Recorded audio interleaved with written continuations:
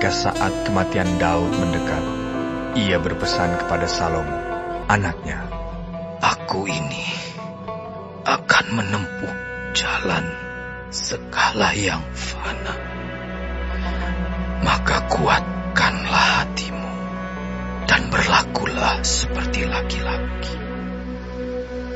Lakukanlah kewajibanmu dengan setia terhadap Tuhan Allahmu, dengan hidup nurut jalan yang ditunjukkannya, dan dengan tetap mengikuti segala ketetapan, perintah, peraturan, dan ketentuannya, seperti yang tertulis dalam hukum Musa, supaya engkau beruntung dalam segala yang kau lakukan dan dalam segala yang kau tuju, dan supaya Tuhan menepati janji yang diucapkannya tentang aku, yakni jika anak-anakmu laki-laki tetap hidup di hadapanku dengan setia, dengan segenap hati, dan dengan segenap jiwa, maka keturunan takkan terputus dari tahta kerajaan Israel. Dan lagi, engkau pun mengetahui apa yang dilakukan kepadaku oleh Yoab, anak Zeruya, apa yang dilakukannya kepada kedua panglima Israel, yakni Abner bin Ner dan Amasa bin Yeter. Ia membunuh mereka dan menumpahkan darah dalam zaman damai, seakan-akan ada perang, sehingga sabuk pinggangnya dan kasut kakinya berlumuran darah. Maka bertindaklah dengan bijaksana, dan janganlah biarkan yang ubanan itu turun dengan selamat ke dalam dunia orang mati. Tetapi kepada anak-anak Barzilai, orang Gilead itu, haruslah kau tunjukkan kemurahan hati.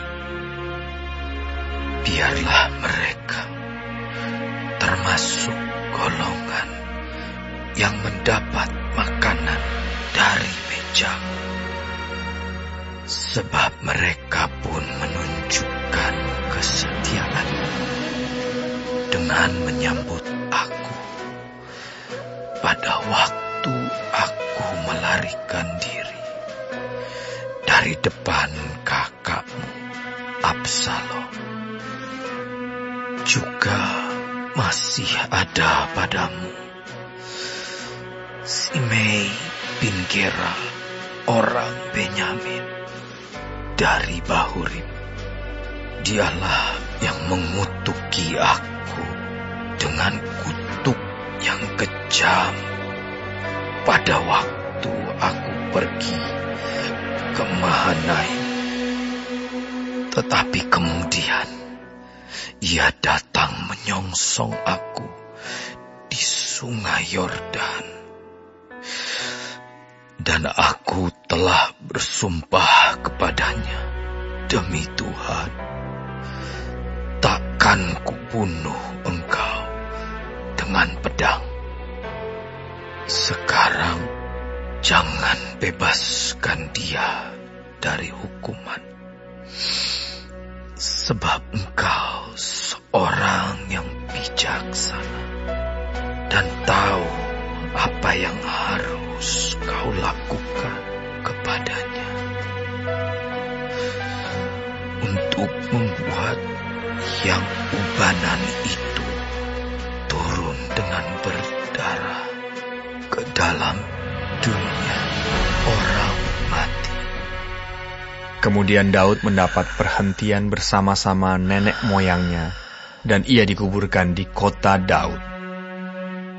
Dan Daud memerintah orang Israel selama 40 tahun. Di Hebron ia memerintah 7 tahun, dan di Yerusalem ia memerintah 33 tahun. Salomo duduk di atas tahta Daud, ayahnya, dan kerajaannya sangat kokoh.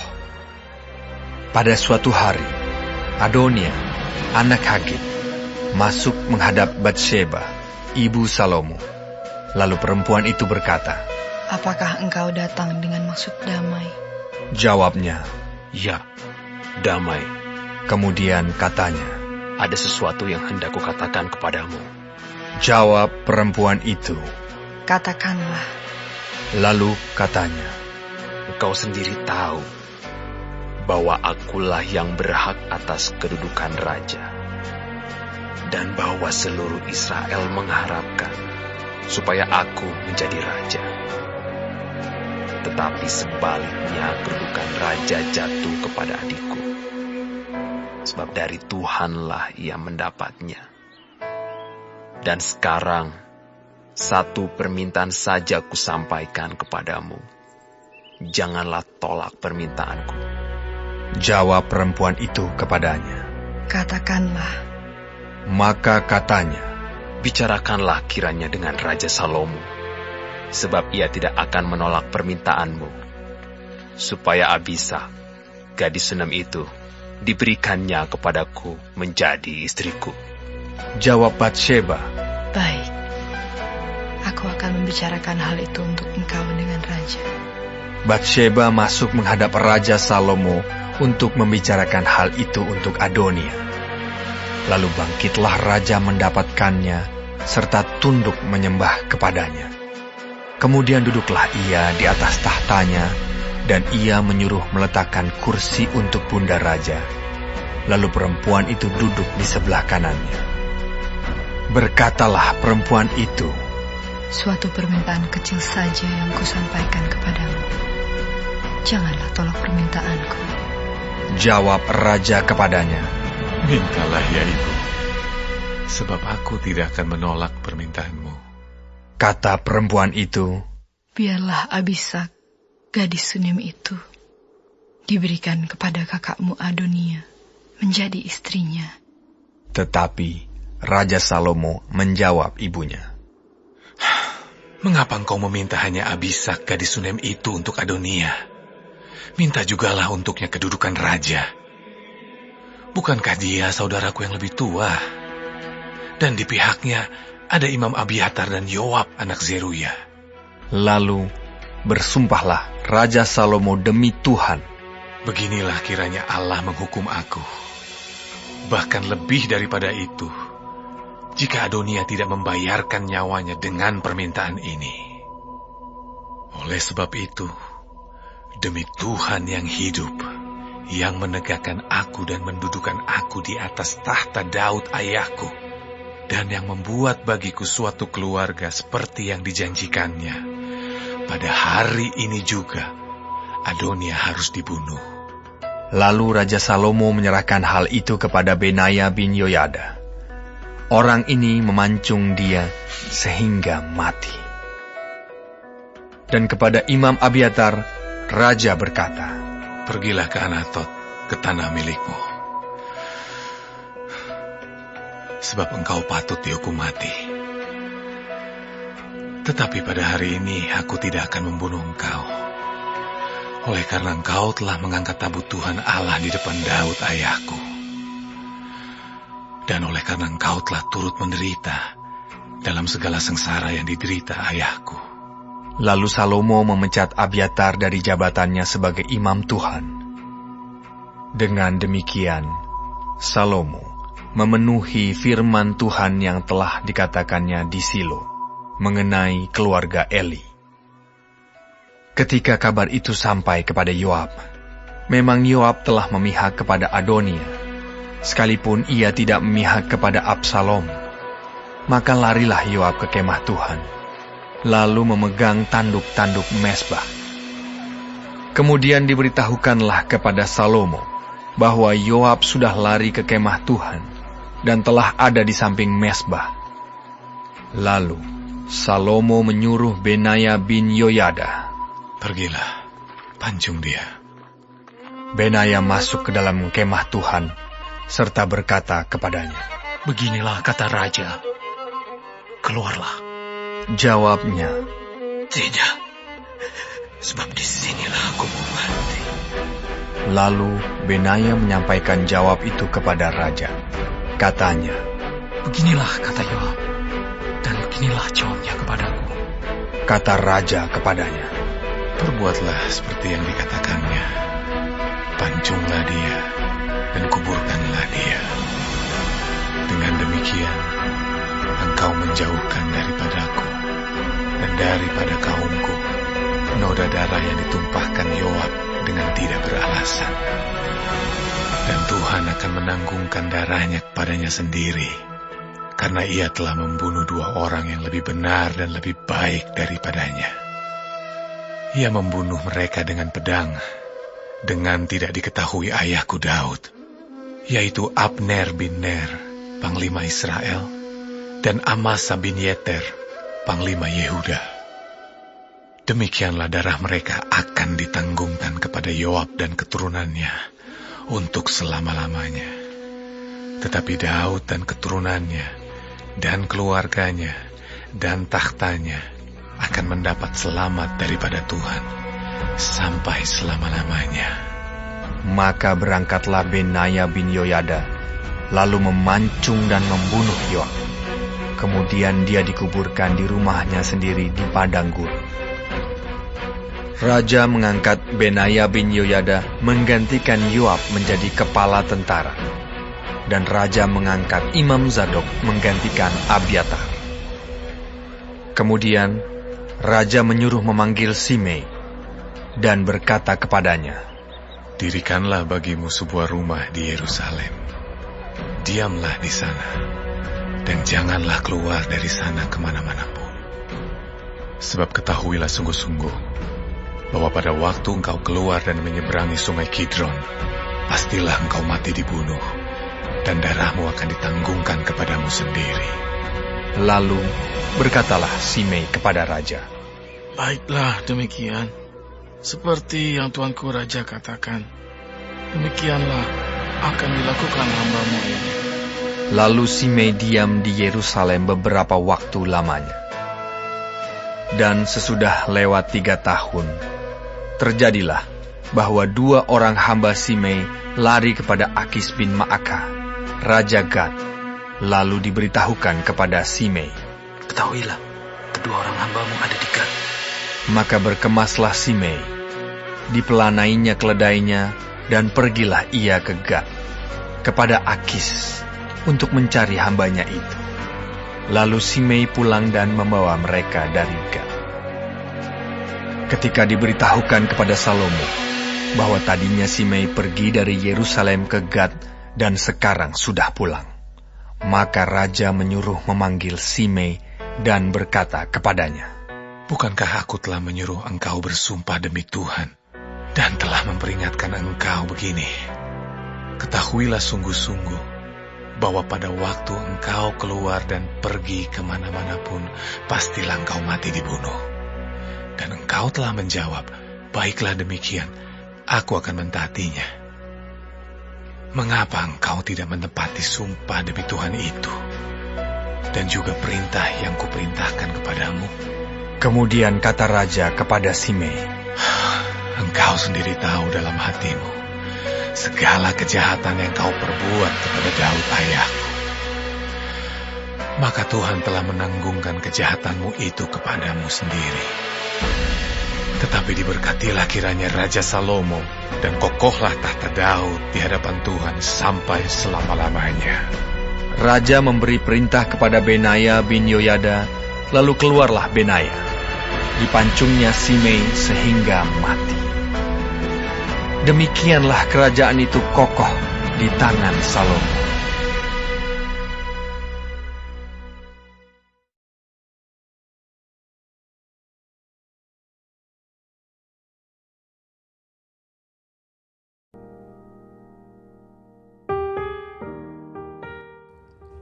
Shalom, saudara-saudaraku yang kekasih di dalam Tuhan Yesus Kristus. Puji Tuhan kalau kita masih diberi kesempatan hidup hari ini dan mempelajari firman Tuhan, panduan kehidupan dari kitab 1 Raja-Raja pasal 2. Yang pertama, saudara-saudara, kita melihat apa yang dilakukan oleh Salomo terhadap masalah-masalah dalam negeri, ya. Daud sebelum meninggal menasehatkan Salomo tentang hal-hal yang paling berharga dibandingkan kekayaan, ya, yaitu kunci keberhasilan dalam kehidupan. Asal saja Salomo dan keturunannya sungguh-sungguh menghormati Tuhan, sungguh-sungguh taat dan mengasihi Tuhan dengan melakukan perintah Tuhan, ya. Melakukan perintah Tuhan dengan taat dan setia adalah kunci hidup yang diberkati Tuhan. Itu nasihat Daud yang pertama. Dan yang kedua, Salomo ditugaskan menuntaskan semua perkara-perkara yang ada di dalam kerajaan itu. Dan kalau dibiarkan akan mengganggu kestabilan pemerintahannya di masa depan. Ya, jadi Daud menasehatkan yang pertama, Salomo dan keturunannya harus sungguh-sungguh hormat mengasihi Tuhan, taati firman Tuhan, ya, mempunyai mental yang kuat dan teguh, ya, karena mereka adalah orang-orang yang dipilih Tuhan.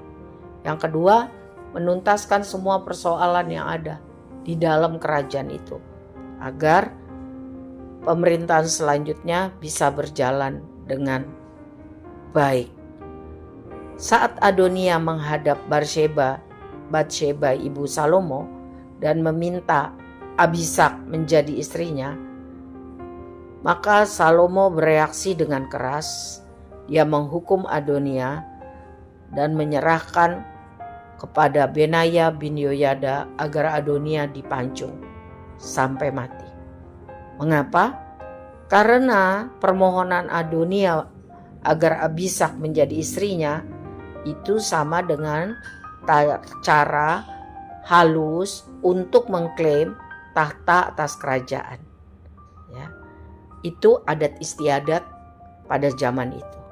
Jadi 2 kali Adonia berusaha mengkudeta Salomo menjadi raja dengan cara terang-terangan.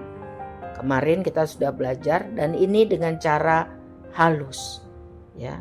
Jadi Salomo bisa dengan jeli melihat ancaman yang datang dari musuh-musuh di dalam pemerintahannya, ya.